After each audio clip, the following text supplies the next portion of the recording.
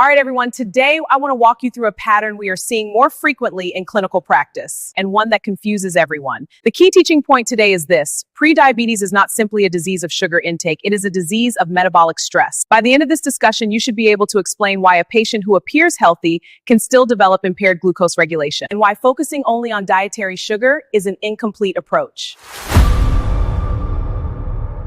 What is the most common misconception today? It's believing that minor symptoms are harmless. Early detection is key. Most people believe that blood glucose levels rise only because of sugar consumption. However, glucose homeostasis is governed primarily by hormonal regulation, not moral behavior around food. The liver produces glucose. Cortisol raises glucose. Inflammation impairs insulin signaling. Muscle tissue disposes of glucose. Therefore, one can restrict sugar and still have elevated fasting glucose. What are the main overlooked drivers? Let's begin with chronic stress. From a physiological standpoint, cortisol is anti-insulin. Under perceived threat, the body prioritizes survival. Cortisol stimulates gluconeogenesis. The liver releases glucose into the bloodstream. This mechanism is adaptive in acute danger, but pathological when activated daily by psychological stress.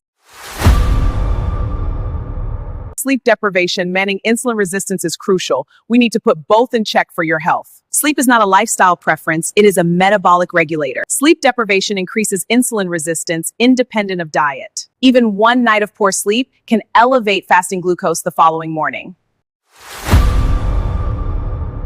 Next is ultra-processed health foods. It is metabolic confusion caused by ultra-processed foods marketed as healthy. Examples: protein bars, low-fat yogurts, plant milks, artificial sweeteners. These foods disrupt insulin signaling, alter the gut microbiome, and provoke inflammatory responses. Patients read labels. Their pancreas responds to physiology.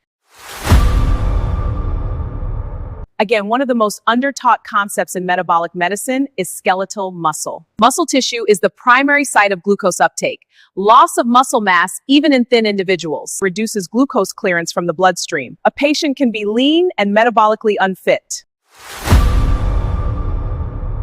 The gut is not a passive organ.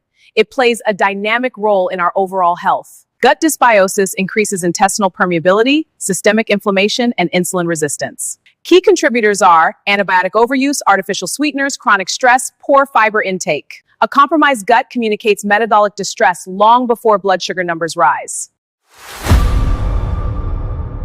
Some of the early warning signs we should be aware of are post-meal fatigue, central weight gain, brain fog, sugar cravings, and waking at night. These are not personality flaws. They are metabolic signals.